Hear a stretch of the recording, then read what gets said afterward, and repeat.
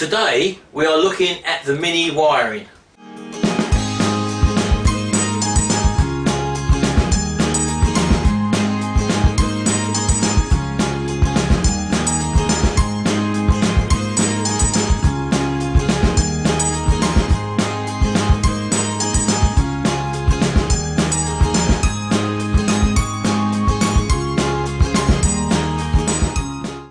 Right, okay, what we're going to do now, we don't know where we stand with the Mini. I've had no involvement with the wiring whatsoever. The only involvement I've had is when Gary first got the Mini, well, maybe 2 to 3 years ago, and it was a Mini 1000 at the time, but we put a new engine in, we put a 1275 engine inside it, so obviously that was 3 years ago, didn't have to do anything with the wiring. We don't know what modifications have been made by other owners before this, so what we've got to do, if you look under the dashboard, there's a massive wiring and you don't know what colours are what because bits have been added and stuff and moved about. It's had speakers in it, it's had different stereo systems in it throughout its life, I would imagine. But what we have got, we're going to start off by, first of all, I just told Jimmy what he wants to do with the dashboard. Now this is the old the dashboard that comes with it, and as you can see there, we've got the 3-pod mod clocks in it, which obviously go like that, very well I think they go. So they obviously sit in there like that. We've got the 3 clocks obviously, and there's the glove box lid obviously. So I've told Jimmy to strip this down because all the lacquer is actually peeling off and flaking, so he was going to leave it as it was, but as I'll show you, look, you've got all this different, where the lacquer's actually lifted underneath. There's bits of the lacquer underneath there which have actually split. I'll just show you in there. And that's the original wood underneath. So obviously the way to do this properly is to strip the whole thing down. So we've stripped it down into its compartment bits. Now, as I said to Jimmy, all the screws around that can actually be done now as one single job. So we'll get some paint remover on that and scrape all that old lacquer off, see what we're left with, see if we can rejuvenate the actual wood covering underneath, and then we'll spray that with a clear lacquer to bring it back to its former lustre, and then we'll polish it out obviously. If the bottom is if the underneath isn't very good, then what we'll do, obviously, we can spray it black and give it a nice gloss black finish. So it's up to Jimmy and what we actually find underneath anyway. But that's that. But what I want to tell you about today is we don't know where we are with the Mini wiring at the moment. So I'm just going to show Jimmy how I would go through sorting things out to make sure that the wiring's okay. So let's go into the kitchen, have a cup of coffee and start explaining it to Jimmy. Right, okay, first of all, we're in the warm in the kitchen. And what we've got to create for ourselves is a reference point, in other words a starting point, so that we can move forward. And to do that we need some information. Now we've got our information in the way of a manual, a Haynes manual for a Mini. Now like most manuals, they don't cover your possible exact model, they cover a whole variation of models of your typical car. And this is exactly the same, this one here. This covers up from 1969 up to 2001. We've got a 1979 Mini here, so somewhere in there is the information we need to look at for regards to the wiring. There's obviously many variations and we need to find exactly the wiring diagram which we're going to need to look at. So we want the manual. We're obviously going to need a test meter, which is there. We're going to need a pen, a sheet of paper, and maybe some masking tape that we can write some information on, like when we find the cables, just to give us some identification as to where they are, because you'll sometimes find that people change the wiring as they go along and they have their own colours, but it just means that we can mark up and know at an instant what we've got there basically. There's our clocks which we've got, and on the back of the clocks we've only got one jack plug which goes on the inside, and that controls everything in this instrument cluster. So this is basically the main reference point inside the car of all the indication points that we're going to need on the car for the driver's clock module. So there will be one plug somewhere in the dashboard that plugs onto there. There will be the rev counter, which is there on that side. That is an electrical connection rev counter, so we'll be looking for a cable connection to that and an earth, an independent cable and earth connection. The speedometer is just a normal speedo drive. You've got warning lights and gauges. You've got a fuel gauge, you've got a hot and cold temperature gauge, and there are 3 separate warning lights there. One looks like it's for the main beam, one would obviously be the ignition, and I would imagine the other one will be with the oil pressure light. We've also got, which I haven't got it in here, it's in the log cabin, we've also got a separate oil pressure gauge which has a copper wire with the oil, which connects directly onto the engine, which is a hollow pipe where oil pressure is registered through that pipe on a gauge. So that's a separate gauge, and there'll be obviously a separate indicator light to illuminate that gauge as well. So that's what we're dealing with. That's the clock systems we've got, because we've got various clock systems with this car. So what we need to find first of all is our wiring diagram and our model. So simply done by going to the back of the manual, looking under W, and you're looking for wiring diagrams. You've got on here, you've got 1996 models onward, which is not us, or you've got pre-October 1996, which is us. So we're going to look for section 12A. So we're looking for section 12A. You can go by the top numbers on the corner of the pages. 12A. So I'm just going to find the beginning of 12A, which is here. So basically, I'm looking at, I can't show you too much in the book because it's a copyright piece of material, but 12A, that's what it says in the manual, and it's for pre-1996 models. Now, you start at the beginning of the chapter, obviously, and it goes through all the specifications at the beginning, the fuses and stuff like that. But then we come on to the wiring diagrams. You've got the beginning of the chapter, before you get to the pictures of the wiring diagrams, you've got the key to the wiring diagrams from diagrams 1 to 9 and the colour codes. And so basically what you do, when we turn the page, we're hitting all the different wiring diagrams for all the different models of Mini from pre-1996. And they normally tell you underneath at the bottom what wiring diagram you're looking at. For example, this one is a Mini 850 Deluxe Saloon, van or pickup, with dynamo and toggle type switches.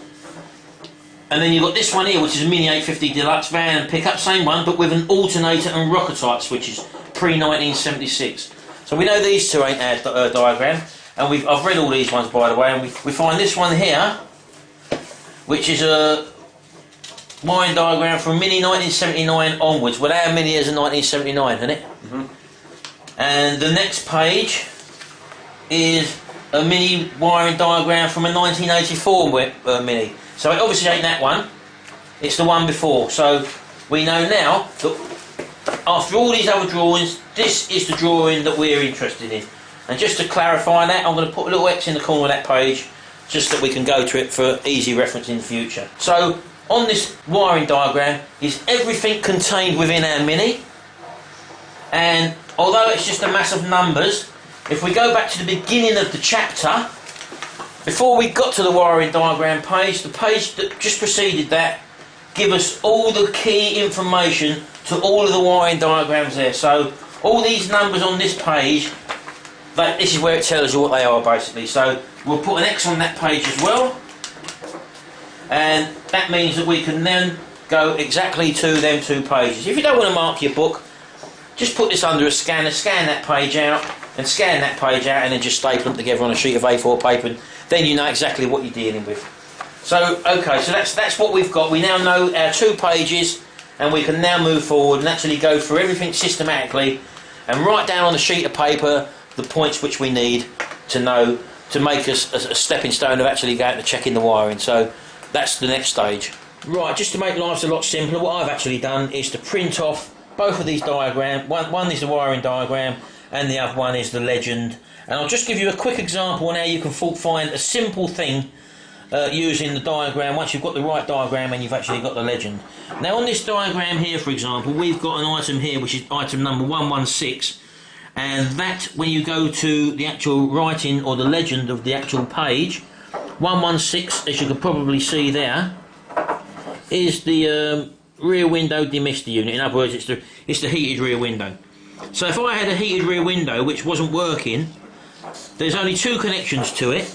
There's a cable which comes into it, which is G and Y, and there's another cable which is a B cable, which is down to earth basically. So the 2 cables that connect to this heated rear window, one is a B. If you look at the actual colour cable code, B is a black cable, which it says there, and the G and Y cable there, we look for the legend. G is green and Y is yellow. So going to that heated rear window unit, you should have a green and yellow cable and a black cable bolted down to earth. That green and yellow cable goes from there into unit number 115. So looking at our legend again, Unit 115 is the rear window demister switch. Now that will be located on your dashboard. So basically, we know that that cable is unearthed, the black. We know that cable green and yellow going to it is the live cable. And we know that 115 is the switch which sends the feed down to that cable. So when we throw our switch on, if we put our test lamp on that terminal there and that terminal there, we should have a voltage. If we haven't, make sure you've got a good earth there first of all. And if you haven't got any feed there whatsoever on the green and yellow cable, then we then would go to the back of our switch and find the green and yellow cable at the back of our switch. If we put our tester on that terminal and there's no feed there, but we put our tester on the other side of the switch and there is a feed there, because that's the feed coming in, which is on the green cable under the word G, we then know that the problem is a faulty switch. If we've got a feed there, but it's not reaching there, then there could be an inline fuse, or the cable is damaged somewhere between them two. So that is a basic fault finding system on if we had a problem with our heated rear window. And once you've got the right information and the right drawing, it's exactly the same for any other component you can see on here. You've got the legend there of all the actual things that are referenced on this part, and you've got the colour code for the wires. So you can physically trace the wiring out on the document here, and actually see that first of all you've got the right colour and cable going to the unit. You can then check where the cable goes to without having to follow a physical cable all the way back. You've got it on the drawing, that's where it should go to, that switch. And we know that because it shows you that on the drawing and it tells you what these items are basically there. And that is basic fault finding. And you can apply that same logic to basically everything else on this drawing, and that's what we're going to be doing with our Mini. So I thought I'd just show you this little test sample of fault finding the problem. We've made our life simpler first of all by, as I say, photocopying our page so we can refer to it without having to flick through pages and pages and pages, and it makes life a lot easier. So we're going to go outside now and we're going to start identifying the wiring, because I don't know what's been altered or chopped about in this car, and nor does Jimmy. We're acting blind on this one, so this is it. We're going to start putting things together, and hopefully we'll get to somewhere where we can actually connect a battery up and maybe even start the car up. Right, okay, here we are inside the car now, and as you can probably see, the wiring is in an absolute terrible state. It's been obviously butchered before by a previous owner, but we're hoping that the main loom, as you can probably see at the back there, is going to be our main reference point for things being or going where they should. Although it looks very untidy at here, and where do you start basically? Look, I mean, it's absolutely ridiculous. But out of this chaos we've got to create some sort of organisation and some sort of starting point. So what we're going to do and use as a starting point is our actual clocks, which have one plug onto them. If you turn the clocks over, Jimmy, and show us the back of the clocks. So here's the back of the clocks. We've got one socket which just plugs into there, and via the tracks, these are all the light bulbs for the tracks that turn it over, that light up the instrument cluster. And as I said, we've got a rev counter, we've got a fuel gauge, we've got a temperature gauge, we've got a speedometer, and a couple of warning lights on there. So what we're going to try and do first of all is to identify one thing and work its way through its circuit, and then find out if it's okay. So we're going to look for the fuel gauge now. So we know we've got the fuel gauge on there. Turn it over, Jimmy. We know the fuel gauge obviously gets its feed in off of one of these connectors here. So we've got this connector up here somewhere, which if I can show you, that's the connector. It looks like it's been butchered. That's the connector that plugs into the actual back of the clocks. And as you can probably see, there's loads of blinking joints and stuff which people have actually put in there in the past. But if I actually remove this socket, we'll put that down. Oh, there we go, just undone it. So I've actually removed that socket off of the main wiring loom. And if you just hold that for a minute, Jimmy. The main wiring loom, as you can see, is back there. And as you can see, it's all colour coded. The main cables going into this actual socket are pretty much untouched, so I'm presuming that we're all going to be okay there. So if we look at our socket, as you can see, this has been obviously modded at some stage in its life. So we're going to now have to refer to the drawing to find out where or what colour connections our fuel gauge is. And if we go down to the drawing, item number 34 is our fuel gauge. So if we go over to our drawing, item number 34 is here. There's a little diagram of a gauge there, a little arrow with a swipey bit, that's a gauge.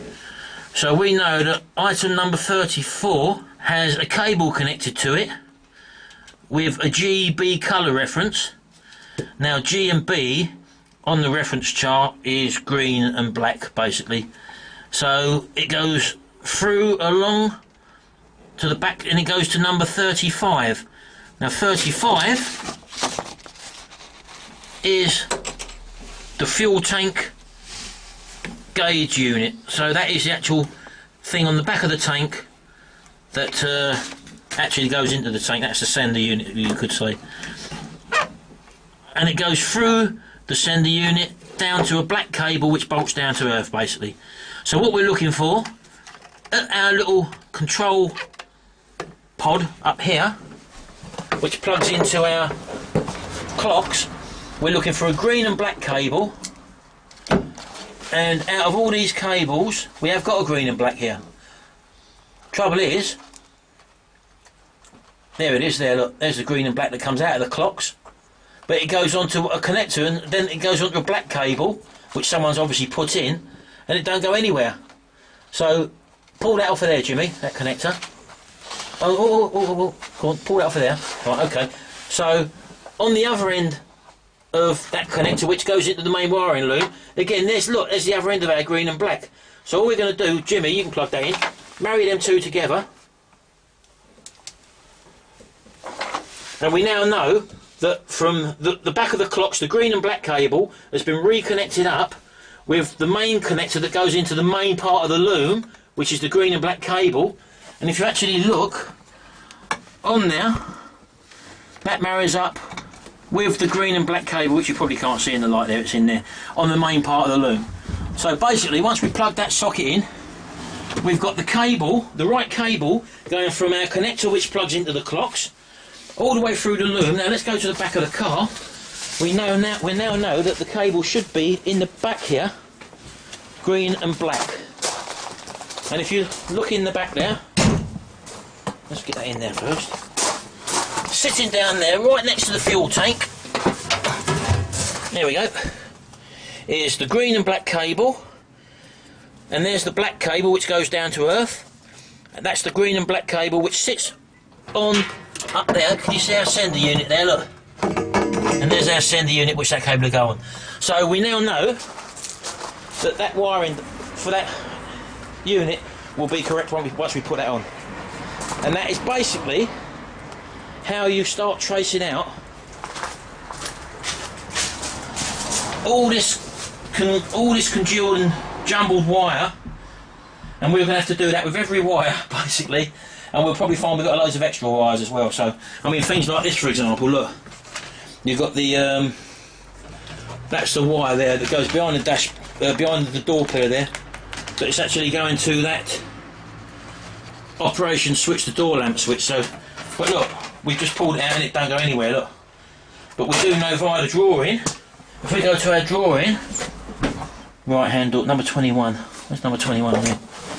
So if we go down to number 21, it says it's a pink and a white cable, and then we can trace it, it goes up to item number 20, which when we go to our drawing, it should go to the interior light, that one, look. So it should go from the door switch and latch onto the interior light, and then obviously follow it right the way through basically. So it's that simple. Once you've realised that we've isolated the whole manual, now we're dealing off of 2 bits of paper, and we've just got to methodically go through our wires and make sure they go where they're supposed to go. Do you understand that, Jimmy? Yeah. Yep. Brilliant. So you don't need a battery to be connected at this moment in time, and just to prove the point, we've got a meter here which obviously has got its own battery inside to keep us safe, so we ain't using the actual 12-volt car battery. So from our cable which goes for our fuel gauge sender, we can put a little test lead on there, and then one down to the other end of the car, and make sure that wire has got a signal all the way through. And that's basically how you test using a multimeter. once we've done all that and we're ready to start the car, put everything back together again and put the battery back on, and then we can obviously check it under the battery voltage. But you ain't got to have the battery connected at this time, and I wouldn't advise having a battery connected at this time, because you don't know where these are touching. Some of these bare cables here that have been stripped out, they might be touching earth or whatever and blowing fuses and stuff like that. So you don't need no battery connected at this moment in time. We're going to do all our checking with a meter, following the cables with the way I've just shown you. Well, I hope that was of some interest to you. It can be very complicated and look very daunting at the beginning, but if you're basically following a simple diagram and a wiring diagram legend with regard to the colours of the cable and the actual items involved, and you've got a meter, you know that there's no power on the unit, and it's quite simple just to follow these items out and look in the vicinity. For example, we know the fuel gauge, although you're looking on the drawing and oh, there's a fuel gauge, but where is it in the car? You know the fuel gauge where it is, and you know the cable and the colour of the cable that connects to it.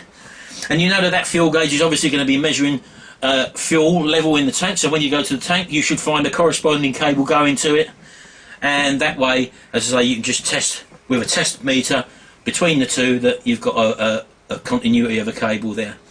And that's it, basic wiring. It can get a lot more involved than that, but I'm just trying to show you simply how you can break something down, even though it looks complicated and messy, and then just methodically go through one thing at a time. And that way, you should at least start to understand how things work. And that's basically it. So thanks very much, and we'll see you in the next video. Thanks very much.